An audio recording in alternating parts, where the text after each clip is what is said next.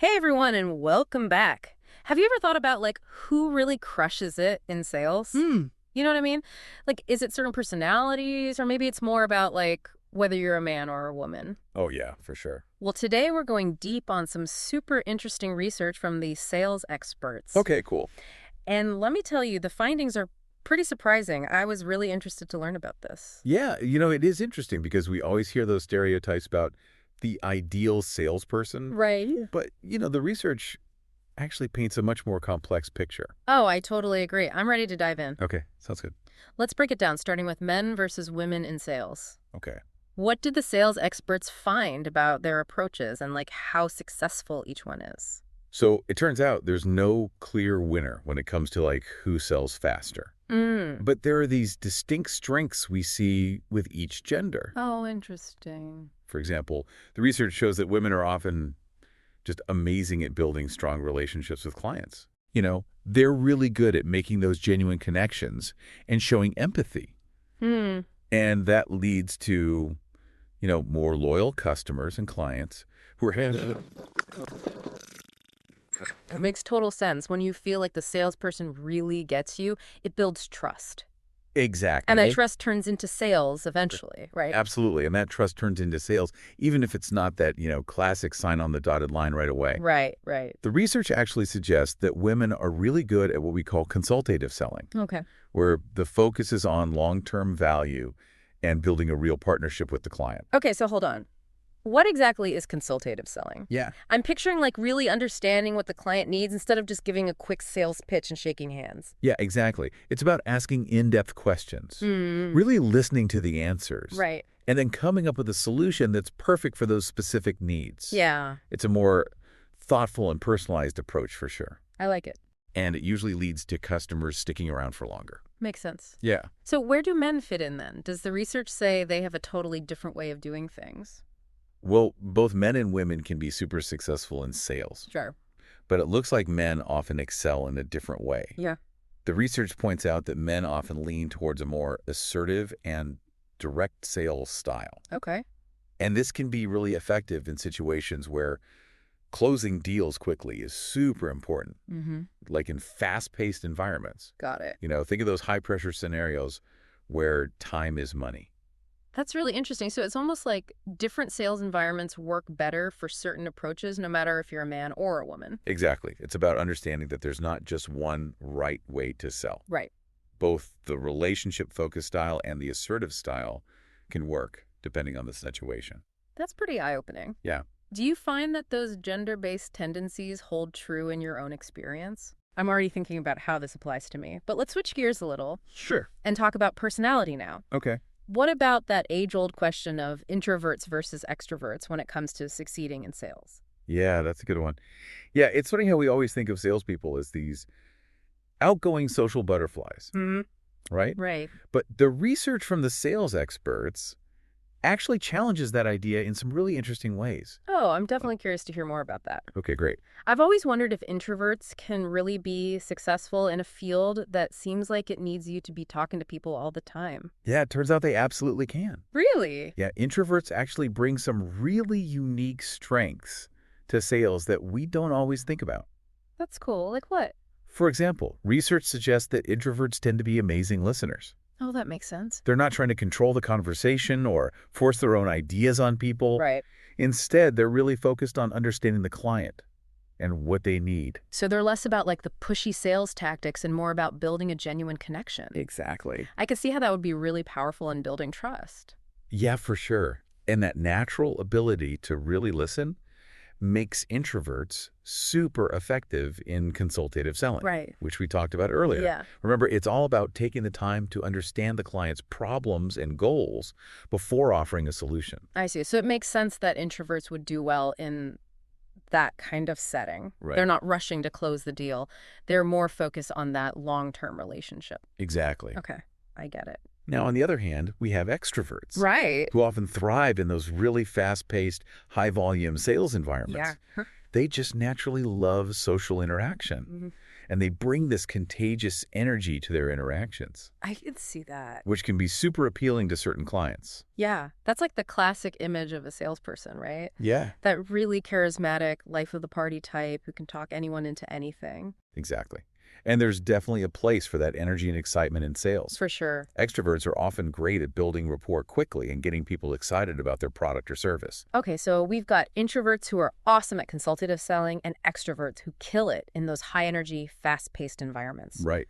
But if I had to choose a winner based on this research, who comes out on top? Well, this is where it gets really interesting. Mm. The sales experts found that people who are somewhere in between introvert and extrovert, Yeah. what we call ambiverts, might actually be the most successful overall. Wait, ambiverts, I've never heard that term before. Yeah. What makes them so special? So ambiverts have this incredible ability to change their approach depending on the situation and the person they're talking to. Oh, that's interesting. They can be outgoing and enthusiastic when they need to be, Right. but they can also step back and listen really carefully when the situation calls for it. Okay. They have this great balance of social skills and being able to look inward. So it's like they have the best of both worlds. Exactly. And the research supports this. Wow.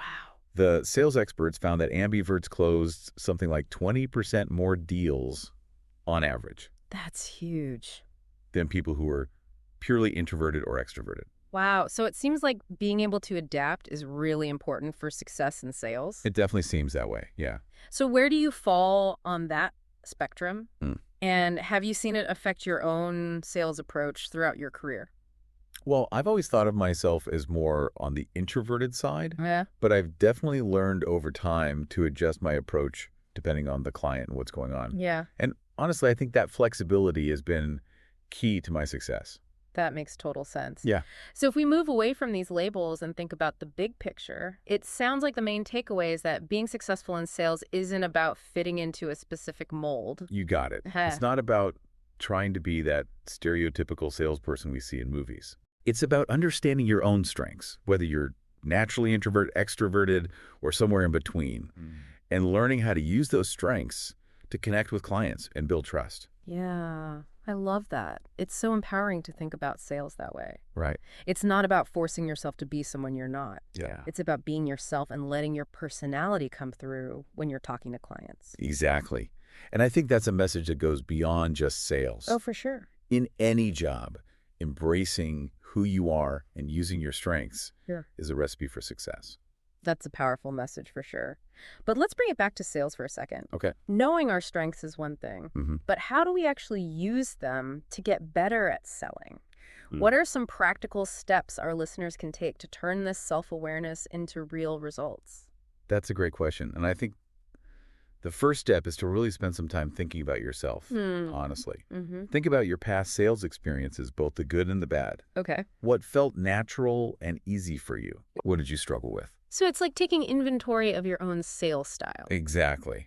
And there are tons of great resources out there that can help you with it, Oh, cool. Like what? like personality tests or even working with a sales coach. Uh-huh.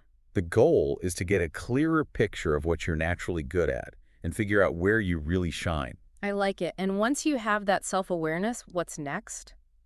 How do you actually use that knowledge to become a better salesperson? Well, once you understand your strength better, you can start making smart choices about how you approach sales. Okay. For example, if you realize that you're really good at building relationships, you might focus even more on consultative selling and building those long-term partnerships with your clients. Yeah, that makes sense. You're basically playing to your strengths and creating a sales process that fits your personality and talent. Exactly. Cool. And if you find out that you do really well in those fast-paced, high-energy settings, Right. you might look for opportunities where you can talk to lots of clients and close deals quickly. Makes sense. The key is to find an environment that works well with your natural style.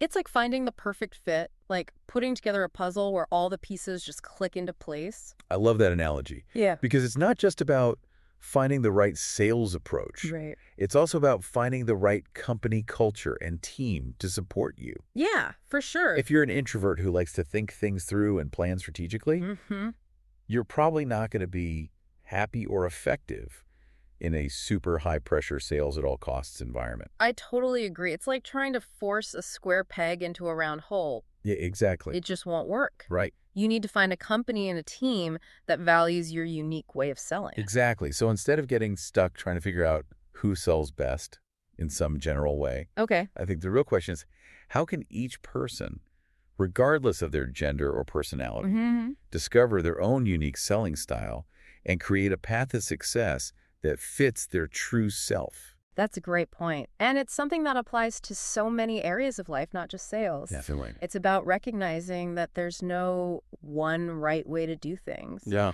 And that being different is actually our biggest strength. Exactly. And I think that's a message that can really empower people to find happiness and success in whatever they do. I love that message of empowerment. Yeah. It's about owning your strengths and finding a path that feels right for you. For sure.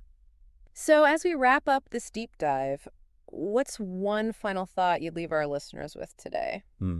What's the most important thing they should take away from all of this? So instead of, getting hung up on who sells best overall, I think we should shift our thinking and focus more on your own individual sales journey. Yeah, I like that. It takes the pressure off trying to be like some perfect salesperson and lets us define success on our own terms. Exactly. So it's more about asking yourself, what kind of sales environment am I in right now? Right. Or where do I want to be? Yeah. What are my strengths? And how can I use those strengths to be successful in sales in my own way? So it's about taking control of your own path instead of trying to fit into a box that might not be right for you.